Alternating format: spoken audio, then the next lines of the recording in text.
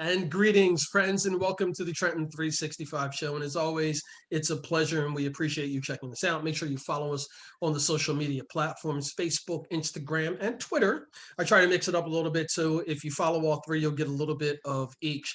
But anyway, also on the website, which is forthcoming, Jacque-Howard.com, there you'll see it's the umbrella spot for all the organizations that I'm leading and the things that I'm a part of, such as let's say Trenton Cycling Revolution, what I'm going with Trenton Performing Arts, Black Cannabis, Delaware Riverkeeper, a whole bunch of things that are happening on there. You can go to that spot, and you can always follow us on the Trenton 365 community calendar page on Facebook, where there is so many awesome things that are taking place. And a lot of those things that are taking place include a fabulous artist that I met a few years ago. And I'm going to be bringing on Essie Riddle.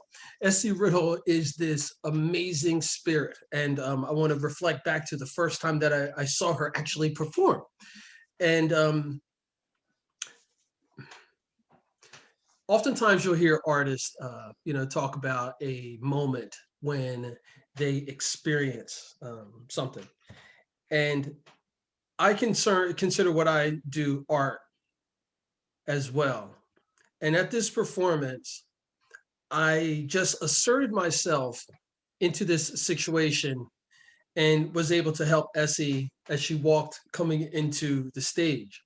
And there was this real energy, and I'm not talking about that. It was something amazing, this warmth. And the way she looked me in the eye and was like, thank you very much. And besides that, feeling that energy, I was a fan from the beginning, but then she blew me away when she opened up those pipes.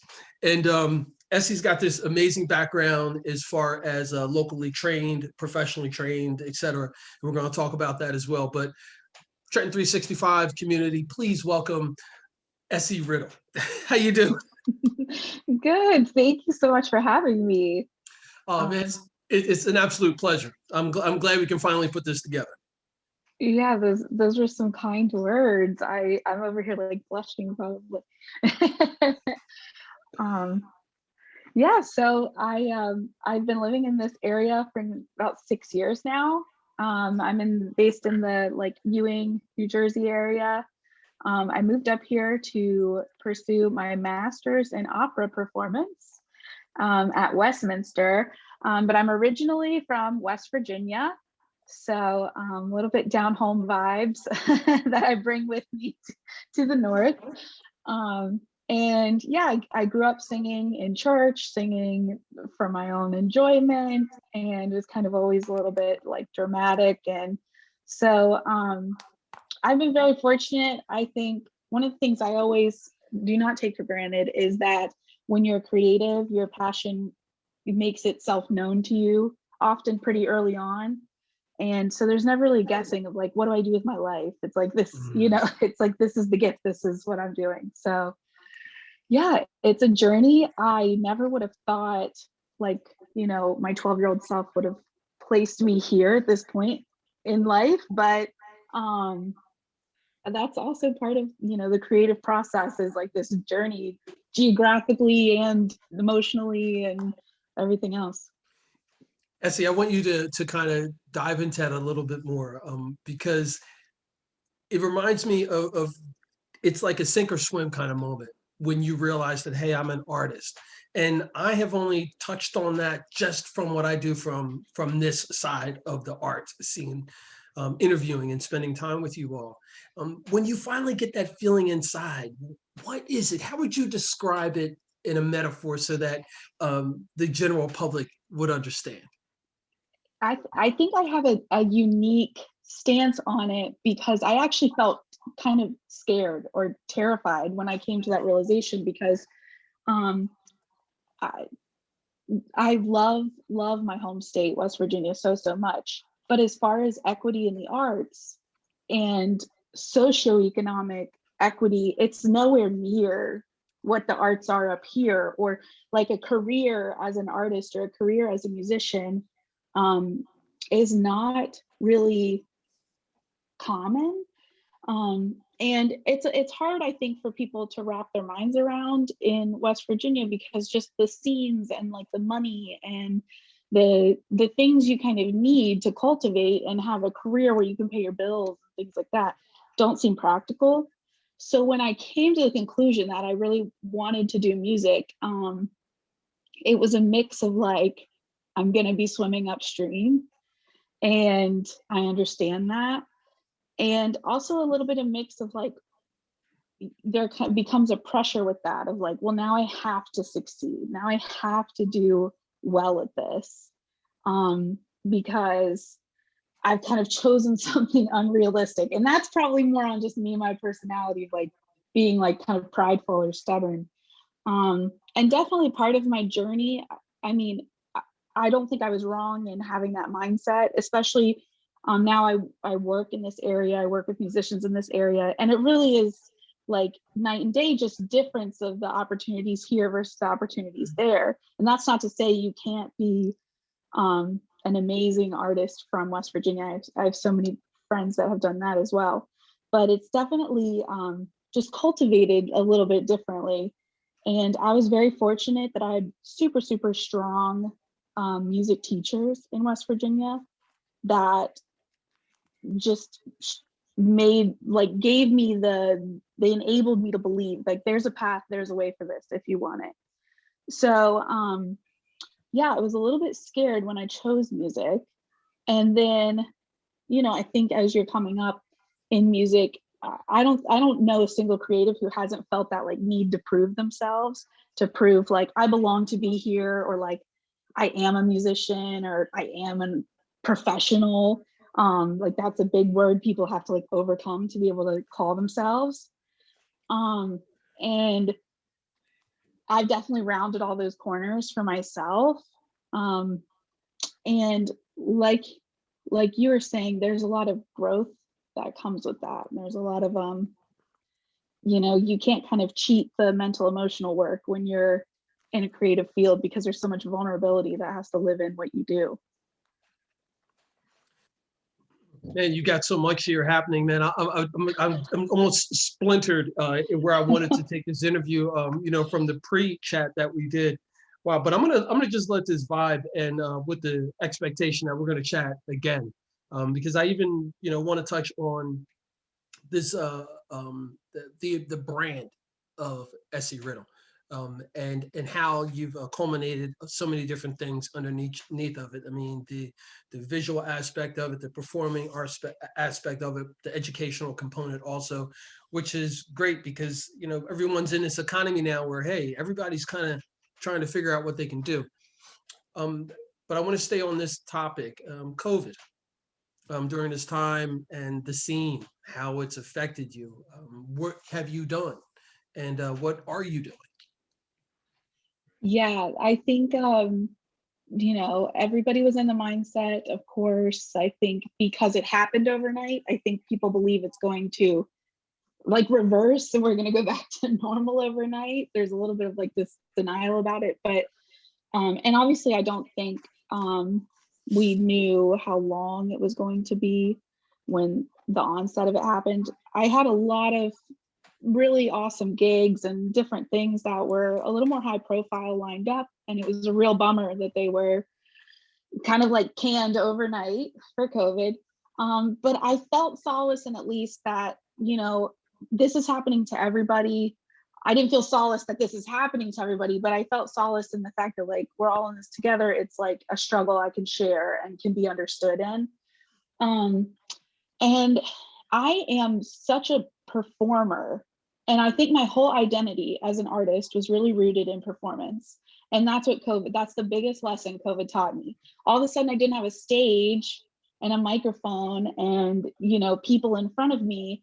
And I really struggled at the start of COVID with the idea of like recording content, making video content, like recording vocals.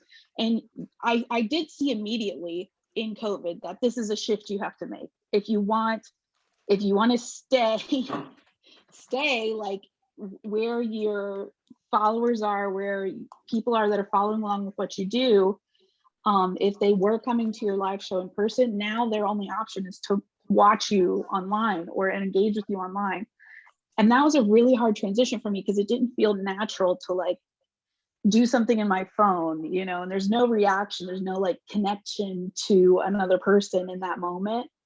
Um, and I think, you know, everybody probably feels that way who is new to social media or self-taping.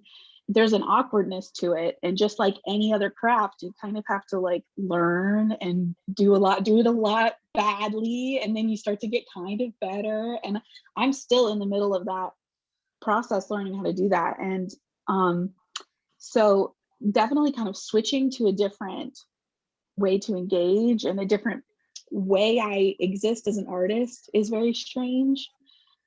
But I do think I'm getting better at it. And the other blessing of COVID is that I've been able to write. So I've been able to write. I've been able to, now that the restrictions are a little bit lighter and people are getting vaccinated, I've been able to start recording those things I was writing. And so that's very exciting. I actually have a new duo project with my friend Andrew Napoli, who is a Philly-based musician. And we've been writing songs together during COVID, and we actually have our first single for that duo dropping this Friday. So that's exciting. And it's kind of the first of a lot of different tracks and singles that are on the docket. So it's taken kind of several months. It's so funny, people don't see the back end of all the hats you wear or all the groundwork you're laying. So it seems like you just haven't been doing your job for months, but you just haven't been doing it where everyone can see it. You know, it takes a while to get to that point where I have something to give to you for you to Exactly. enjoy. You know, Essie, and I hope that in the future we can talk more about the behind the scenes of it, because we transition and talk about the educational component of it and your education leading to your professional status, I want to shine some light on the importance of that and the importance that we recognize the institutions that teach this. And when I say institutions, of course, the higher learning ones, because they're well known, but at least the ones in this area have a local connection. So there's some roots there, whether they're growing and producing what kind of fruit is, et cetera. But the local small education, like teaching music, teaching instruments, teaching vocals, et cetera, and the importance of that.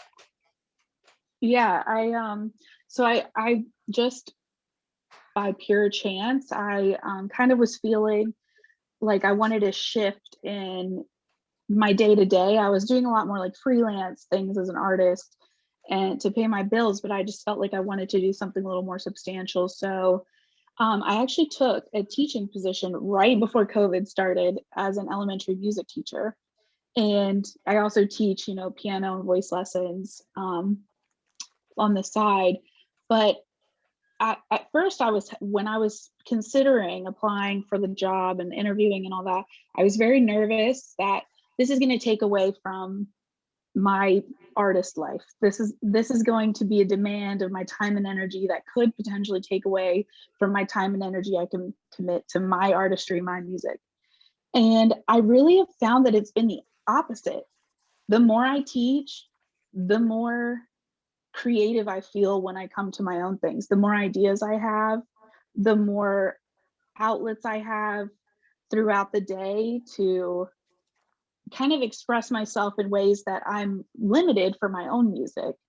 Um, and so that's been really great. And I think going back to what you're saying about these institutions being in place and how important they are, I think every single musician is a musician because of a teacher at some point.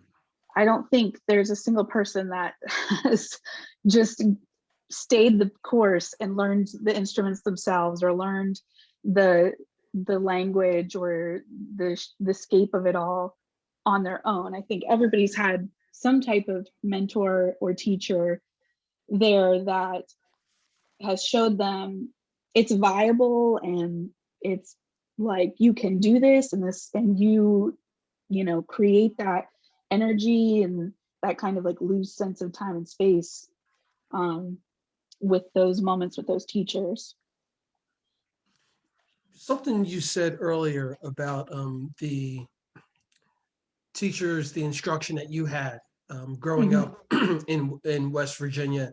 and how the scene, so to speak, isn't really there for professional musicians as it is in other locations. And you've recognized the importance of that.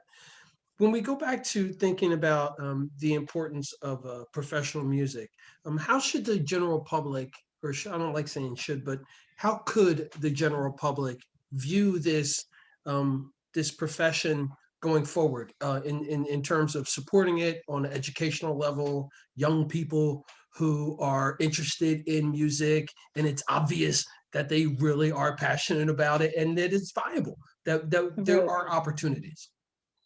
Well, I do want to highlight that even though there weren't the same opportunities in West Virginia that there are here, West Virginia has a vibrant arts culture, and there are definitely professional musicians in West Virginia. I don't want to misspeak, or because West Virginia is a very vibrant artistic place, and it's interwoven with all the tradition and heritage of that place, which just like takes it to like the next level for there. But I think the support of the arts is at this point in time, and has been for my whole life, at least that I could speak, it's been like an extension kind of like of luxury.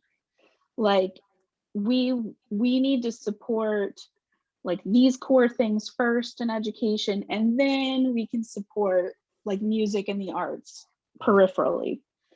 And I really think segmenting an educational experience like that, separating math from art, separating science from music, separating history from all of those things, it's not the most beneficial in the interest of the learner. And I feel like if as an American institution we could wrap our minds around this, leaning in to supporting these things that we've somehow labeled as secondary along the way, they would feed the core things that we're after just the same. Music, actually, this is one of the few things that activates both sides of your brain at the same time. I don't know if you knew this. So music is one of the few activities where the left hemisphere and the right hemisphere of your brain are working, and they're sending signals across to one another.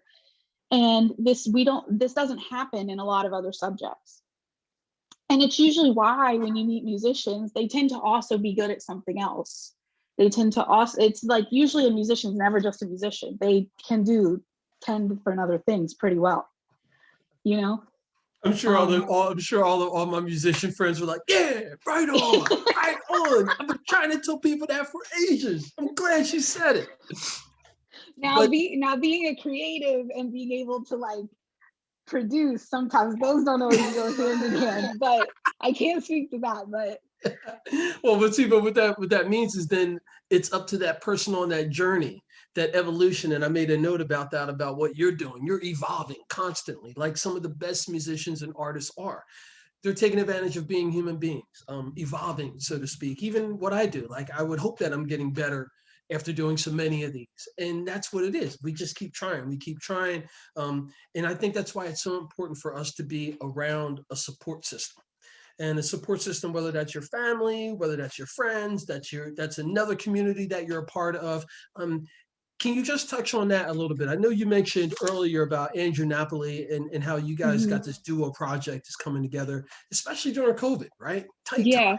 So I'm sure your relationship with him is something very, very special. So if you could just chat about like, some of these relationships and things.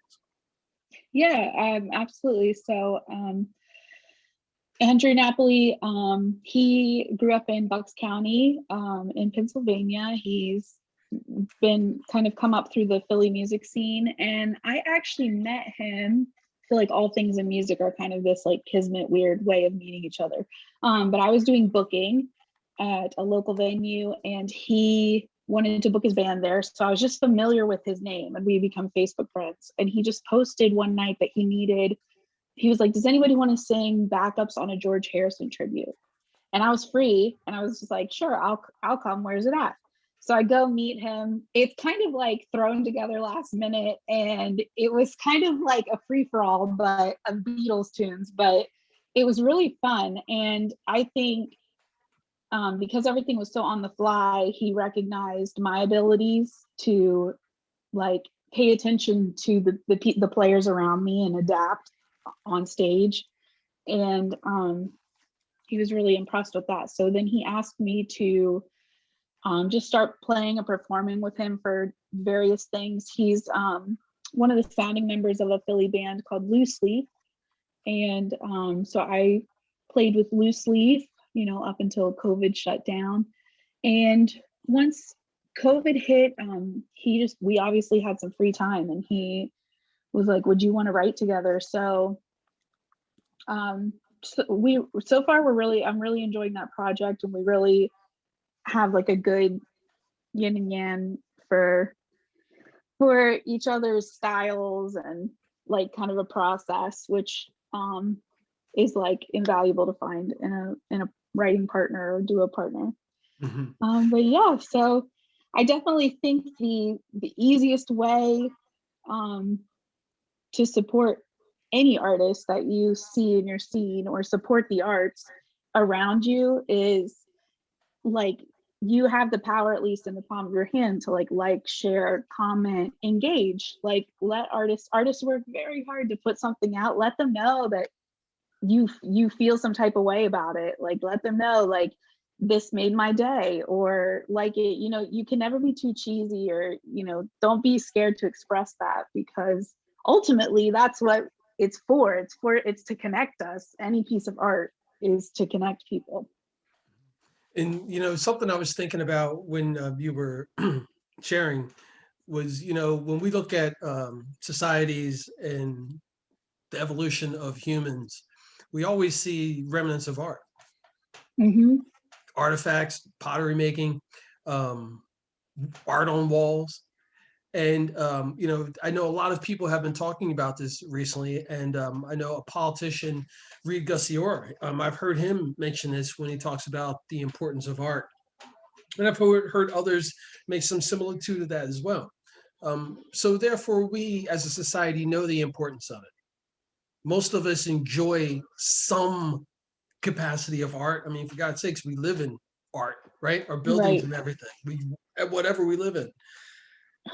What about the idea of an arts marketplace or an arts structure or something that provides an opportunity for the artists to connect with other artists, to meet, to professionally develop without having to, you know, travel too far, or something that is affordable?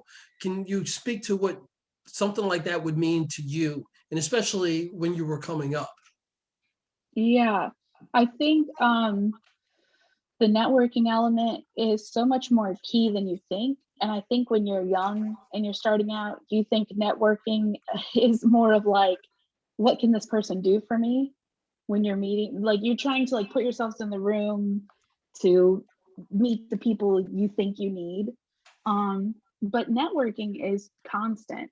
Kind of like it's a little bit, you're kind of touching on a little bit of a philosophical question, which is what is art, kind of, right? Like, because we can think of art in like a limited way of pottery or a song or a piece of visual art. But like, I mean, I would say like if a mathematician is passionately explaining a proof they've just solved, or that they really have this like love affair with, to me that passion is the art. Like there could be art in anything, that as long as it's treated as a craft with passion, like to me that's art. You know, so I think like even if we started to treat art that way, and we created spaces where people could like nerd out over what they're passionate about, it would inform every flavor and variety of art that's out there, you know? I love that term, nerd out. I got, Nerd out. yeah. Did you come up with that, or you heard it somewhere? Oh no, I'm sure it's like been around. I'm old, man. Dang, I thought I I was hip. don't know. It might be old for me. It's probably like a 90s like Yeah, thing. I thought I was hip. Man. I thought I learned a new word, nerd out. No, bro. Nerd out, nerd out. Yeah, you are nerded out if you don't know what Oh, man. For such a time as this, man, I can't do anything. I can't control that. I can't control that. So Essie, I mean, when we talk about the networking, right, importance, it's really about, relationship building. And it's something that, we all do it, but we've got to get, to the point where, hey, if you want to call yourself a professional musician, this is part of your brand and this is part of what you're doing. Before we finish up, I want you to touch on, besides your single that's coming out on Friday, and I'm glad that we can do this. I'm going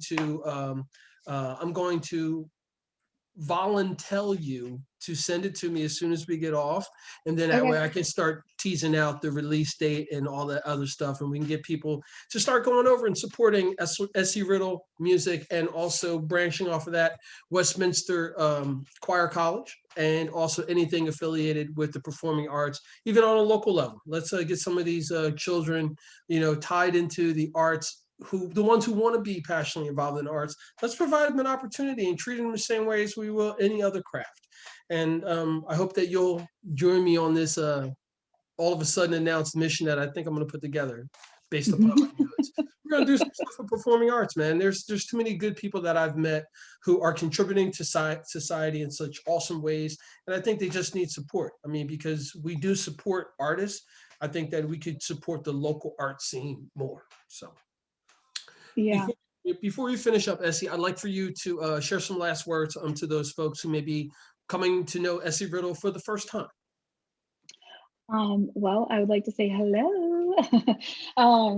Let's be friends. Go ahead, girl. Go ahead. No, but that's kind of like the vibe I want to put out. I used to try so hard to curate and have my brand. And then I realized when you're a performer, your brand is you. Just be honest, be yourself, be authentic, try to find a package that will let you evolve, and the package can evolve as you evolve, but at the end of the day, to bring it full circle, even back to what you said at the beginning, that you felt this warmth when you met me type thing. That's kind of just that's the feeling I just want to give people. That's the connection I want to have with people. So to me, that's the focus of my brand, is that warmth, that connection. You're seen, if you need a friend, I'm your friend. If you need anything, and that's the kind of connection you want to make, right? And I think all the artists you love the most, you kind of feel that way about, Dig it. So. And I know I got to go, because we got to, cut the show, because that's what they tell me I got to do. But one day, maybe we'll just have a live stream straight from the house here in Franklin Park, and we can just let this rock with some music and so forth. We make another note of doing some block party kind of thing, socially distanced block party. I know the time. I'm getting there. Cool. I'm getting there. I'm going to make sure that the bell doesn't go off. All right. So anyway, Essie Riddle, I can't even wait to talk about the fashion scene, because you always look fly, and I love the way you put everything together, and it's smooth. But I thank you so much, Essie Riddle, for joining me on the Trenton 365 show. Stick around as we cut off and break the show. Thank you so much publicly. Thank you. You are so welcome. Ladies and gentlemen, ladies and gentlemen, and anyone in between and outside of those boundaries. My name is Jacque Howard. You've just been listening to the Trenton 365 show, a place where you can come and listen to unbiased, friendly conversation between two people, and oftentimes a few more. And the only impetus behind this is that I want to help build a better community for everyone through what I know how to do. And this is something that I'm passionate about. Sitting down and chatting with other human beings who happen to have awesome skill sets that I don't have. And many of them are artists. Stick around and make sure that you check out the website, soon to be released, jacque-howard.com, or Trenton365 as a hashtag. And for those of you who are really into books, make sure you check out Library Boxes of Trenton, and follow artists like Essie Riddle, who will be distributed through Trenton 365 Performing Arts, and others. Jacque Howard here, the voice of Black cannabis, saying to you from my home, the studio of Amans Brindle, and through WIMG 1300 and WPHY. It's all about justice, peace, and humility, and have a great night.